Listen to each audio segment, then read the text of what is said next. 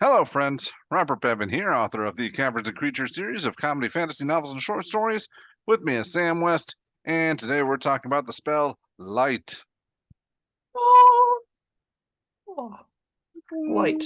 Yeah, right. There you Light. go. Perfect. This is an evocation cantrip from the player's handbook.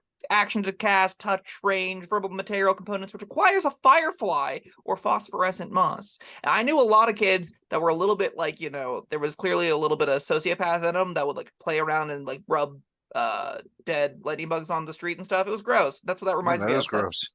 that's be gentle, be nice to your fireflies. Anyway, duration of an hour. You touch one object that is no longer larger than 10 feet in any dimension. Until the spell ends, the object sheds bright light in a 20-foot radius and dim light for an additional 20 feet. The light can be colored as you like. Completely covering the object with something opaque blocks the light.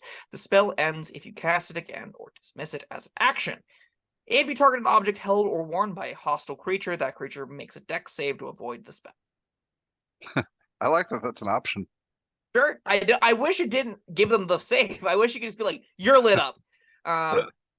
Notably, this is a cantrip for artificers, bards, clerics, sorcerers, and wizards. Some get more cantrips than others. Do any of them have room for light? Meh? Meh? I I don't don't. think so. I think this spell's close to unusable, but I don't it's think so. cosmetic, I guess. It is, but I think it's got some practical use. I mean, yes, a lot of its effects can be replicated by a simple torch, but How yeah, much does a some torch like cost, Bob? I don't know, nothing. One copper piece. Yeah, all right. Or you could cast light on your copper piece, and you still got a copper piece. Huh? True. It works underwater. Torches don't work That's underwater. true. Yes. You can Torches cast can't be it the color of your choice. unless you have a chemist with you. That's just a great point, actually. They can be. Like, demonstrably, they can. All right, yeah, you're right. Um, you can cast it on an arrow and fire it somewhere and not have to worry about like burning the place down. So I wanna see what's over there.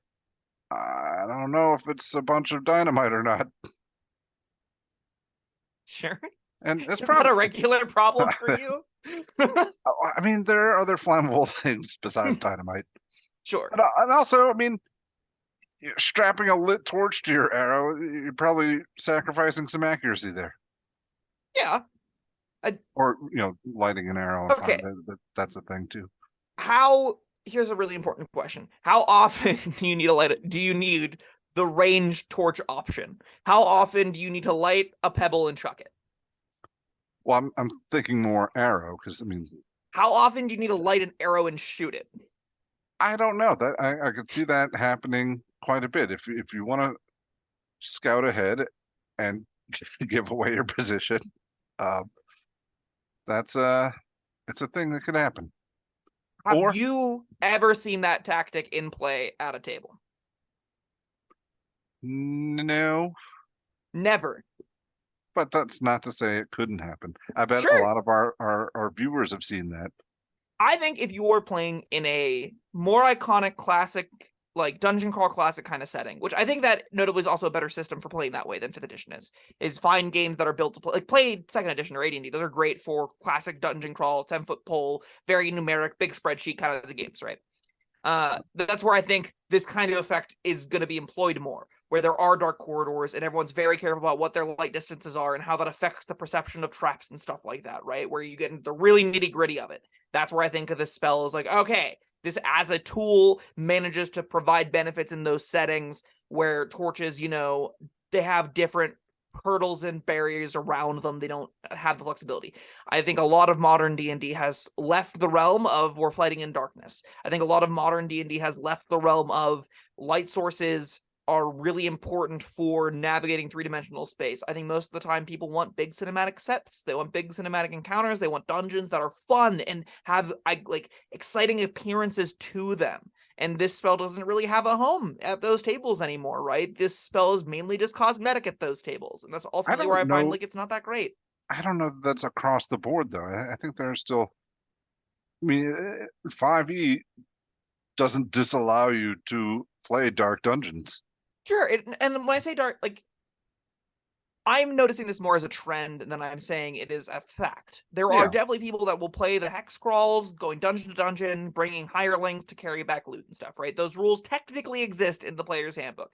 But for the vast majority of people that are playing this game on a regular basis, especially because this game is geared towards getting more casual people that just have like passing interest in fantasy and doing some role play and some improv with their friends, right? Though that demographic isn't overlapping that heavily with the demographic of the nerds of the 80s, right? Yeah. Where you do have everyone's got the calculator out and you're figuring out how much of this loot you can carry and how many hirelings you have to bring back with you next time. That kind of adventuring is the ones where shooting lights, arrows into the darkness is a meaningful tool, and that adventuring isn't as popular anymore. And that's where I'm saying if you are playing that style, I do tend to recommend different games than this for it because I've heard and I have seen and attempted to use them. The 5th edition's rules aren't that robust or useful for that kind of gameplay, which is where I'm like, you could do it in here. Probably do it better elsewhere. If you're doing it here, life's probably fine. I think that's such a minutia of tables that I still don't think this deserves to get a mention on 95+% of people's character sheets. All right. Well, I'm trying to think of other uses for it. There's you shoot it straight up in the air. You got a signal. Beacons are lit. Yeah, there you go. A flaming arrow definitely does just as well there, though, right? Yeah, that's true. But again, no risk of forest fires. Sure. A low risk signal. You're in an environment where you need to shoot a flare up, but can't risk lighting anything on fire. And like it has to be super dry because like a lit arrow to catch a forest on fire does have to kind of do a lot. It's harder to light a tree on fire than you'd think. No, I mean, forest fires happen, Sam. Yeah. You know, I'm not saying forest fires don't happen, and specifically stop chucking your cigarettes out in the woods. Listen, there are uses for light, much like there are uses for all of the cosmetic cantrips. There's uses for prestidigitation that we have talked about at length, I think. I think lighting an object and signaling people can be replaced with so many effects. Like dancing lights replace that effect so much easier, right? Yeah. And I don't rate dancing lights higher than this by a lot. Like it's still the worst of the cosmetic options, I think. And I think it's probably doing everything light does a little bit better. Probably. Like what cantrip do you not take? Like you don't take like resistance or a true strike, like the really garbage to have no applicable use cantrips. Those ones are worse than this, I think. But beyond that, this is the last on the priority list out of every other cantrip in the game, right? Mostly, yeah. It's like I have Mage Hand, I've got Thaumaturgy, I have all the cosmetic cantrips I want. I guess I take Light, and that's at like 11th level when you know you're never going to cast it. I'm taking this before Thaumaturgy. Don't believe Thaumaturgy. You can boom your voice. You can make earth tremble. So can shouting. Yes, but shouting can't boom your voice triple. Imagine shouting with Thaumaturgy. I like Thaumaturgy a lot. Also, my microphone might just get disconnected. Half a second. Wait. Now you're back. Okay, great. Sorry, I messed my microphone up slightly, but everything's fine. My point is, I like Thaumaturgy more than this because it at least has more rich flavor attached to it. You like Thaumaturgy because you have a shitty mic. That's also true. It's got a laundry list of things it can do. There's just one thing, and it makes something a torch. Like, at least that does more than one thing. Light doesn't do more than one thing. I like it better. I'm not a huge fan of cosmetic cantrips. This one at least lies to me and like feels more practical. I don't see the practicality here at all. That's just me. Commenters, if you are the people that regularly are using light for those kinds of encounters, I'd love to hear about it. I'd love to know that, like, maybe my perception of like watching the live play content that I do, like I mentioned 20 and stuff, has skewed my perception of how I run games and stuff. Maybe there is a larger percent of people out there that do use deep dark dungeons and need to see specific areas and are shooting light arrows all over the place. I'd love to hear your thoughts and opinions on it. Some people are responsible with fire. That's true. I'm not one such when I'm playing Dungeons and Dragons more often than not. Clearly. Yeah. We burn there's been numerous occasions where we'll be like fighting in a barn or something, and I will definitely start a fire in that barn, like agnostic to the consequences of being like, oh, this is the person's home we're trying to defend. I just burned it to the ground. I mean, I do it too, but on purpose. Oh, good. If I don't want to burn something down, then I might choose light over a torch.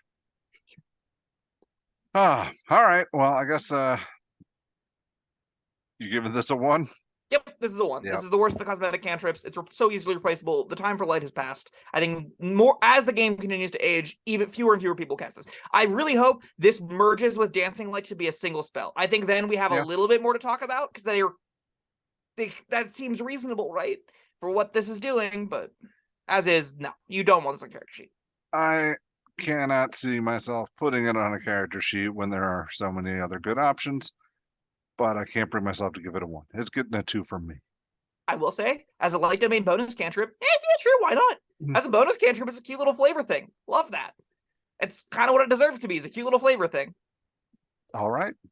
Well, that was light. Let us know what you let us know in the comments what you think about light and whatever. Like, subscribe, and we'll see you next time. Bye-bye. Thank you for watching. If you found this helpful, informative, or entertaining, I'd really appreciate it if you hit the like button below. You needn't smash it, a gentle tap will suffice. If you want to see more videos like this, subscribe to the channel. And make sure you check out the links in the description, where you'll find my Caverns Creatures series of comedy fantasy novels, Sam's full review of the spell, and other fun things.